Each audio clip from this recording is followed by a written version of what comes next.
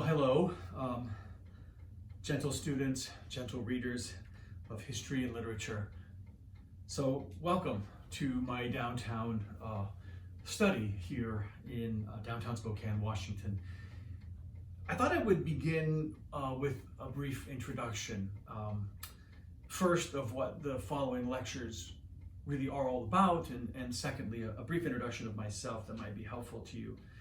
I've always desired to record lectures on topics that are very dear to me, especially as I see that pedagogy has changed so much in the past several years, really in the last decade. What I'll be doing is I'll be providing two series of very short lectures. Each lecture will be quite short. I'll be providing two series of short lectures in a rather old-fashioned way. That's just me, the camera, and my desk. And I even ordered a chalkboard to accompany us on our historical and literary journey here in my study. And I'll be writing things periodically on the chalkboard. So first, what are these lectures about? Really, there'll be two series of lectures. The first series will be a kind of general survey of East Asian history, focusing on China, Japan, Korea, Vietnam. They're really intended for beginners. So this first series of lectures on the general historical landscape of East Asia is really for people who don't know much about Asia at all. So don't expect incredibly nuanced, high-level, graduate-level talks about that topic. And then second, I'll be providing a series of lectures on something I am impassioned about, and that is the novel Hong Lo Meng, sometimes called Shitoji, Dream of the Red Chamber, or the story of the stone about the Dai Yu and Jia Baoyu, and that wonderful story set in Qing China. The novel was written in the 18th century by Cao Xueqin, and I'll be talking about that. Really setting the context of the novel by Cao Xueqin, Hong Lo Meng, Dream of the Red Chamber, setting it into the context of its authorship, and talking a bit about Cao Xueqin, the author, and largely talking about the structures of the novel. So a little bit about myself. Right? So given that each lecture will be about 15 to 20 minutes, I should just say, well, maybe 30 minutes. I should say that this first lecture will be, this introduction will be rather short. But about myself, so I studied classical Chinese history and Sinology and literary structures and literature at the University of Oregon from several really, I think, marvelous and astonishing professors. First, I studied under Professor Michael Fischlin, who was what we oddly call a medieval a scholar of medieval Chinese history, Chinese poetry, really.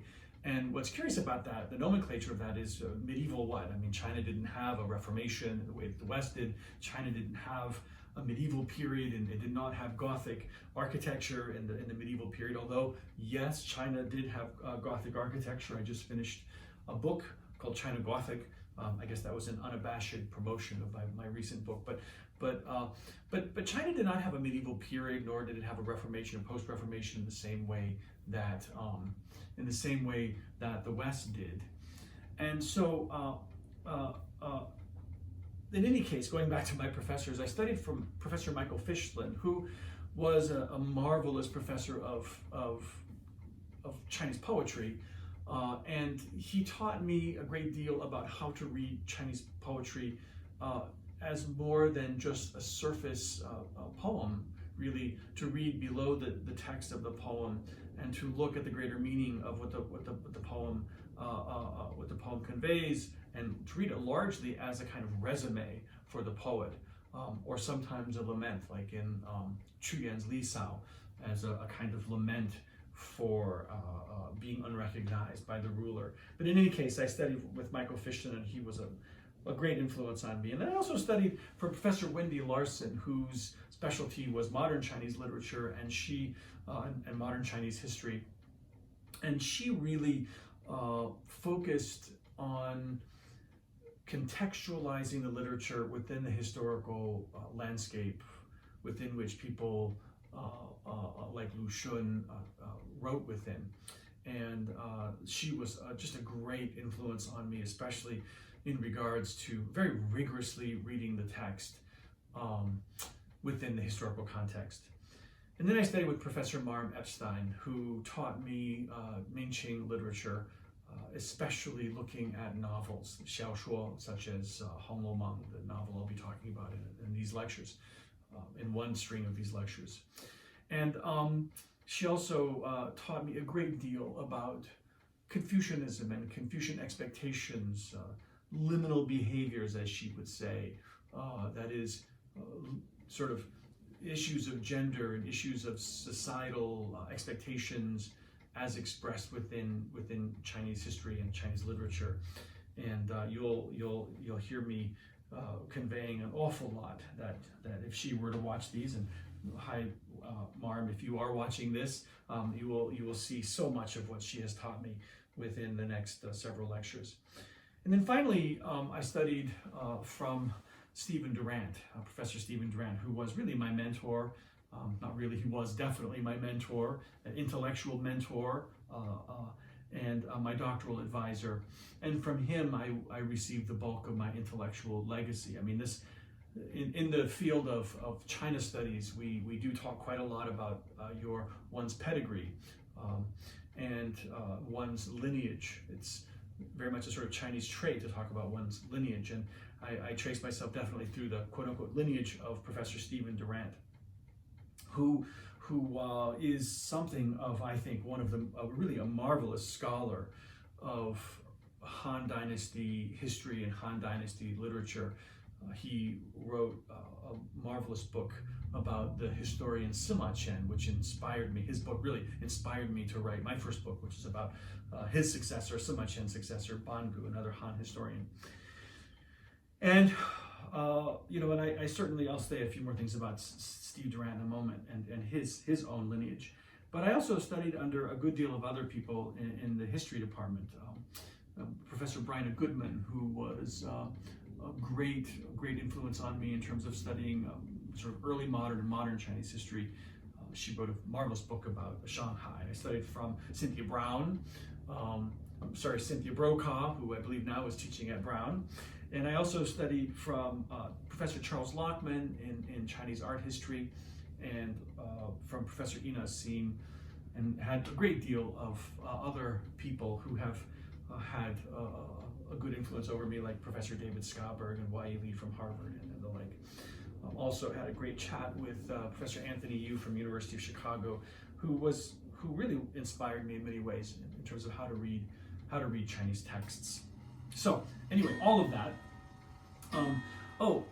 So I should also mention that I have two cats that may appear on occasion. One is Mycroft, and the other is Hastings. And sometime I expect they will make unannounced visits to my desk here, and I will introduce you to them as they appear. They're quite adorable. They're both Scottish folds.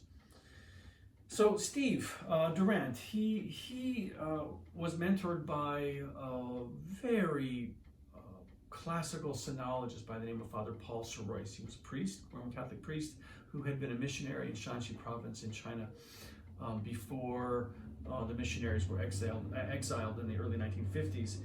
And Father Paul Sirois mentored Steve Durant in a dissertation that Steve wrote on Mozi, the early Zhou Dynasty intellectual. And Father Sirois studied from and was influenced by several of the greats in the history of China studies, in the history of sinology. One was Father Teilhard de Chardin, who's quite famous, the Jesuit paleontologist, philosopher, theologian, I guess, in some ways, but someone who had an enormous impact on the intellectual life in the Catholic Church. Father Teilhard de Chardin, who also worked in China for a great number of years, lived in Tianjin, and was a kind of mentor to many people who would end up being professors in the rest of the world. And Father Joseph Mouly, who was another sinologist, also taught Father Sirois. And then Professor Peter Budberg, another great sinologist, and Professor Zhao Yuanren. These are some of the great names who taught and influenced Father Sorois, who taught Stephen Durant, who ended up teaching me. Well, that really is all I wanted to say by way of an introduction. Of course, if you have any questions, I recommend doing a little bit of searching and find my email, and you can certainly send an email and ask me questions about these topics. But I should just, by way of a few things that are very pertinent in this time that we're in. This is the month of March 2020. And so I should just say, 祝你身体健康. So I wish you good health. And also, one thing, I am not on campus, any campuses that have certain rules about what beverages I might imbibe. This is just a bit of Wusong Dahu. Wusong beats the tiger kind of baijiu. I'll describe that later. But I should say, 不知有何来世, 且听下回分解. If you want to know what will happen in the next chapter, please stay tuned and come back and ganbei.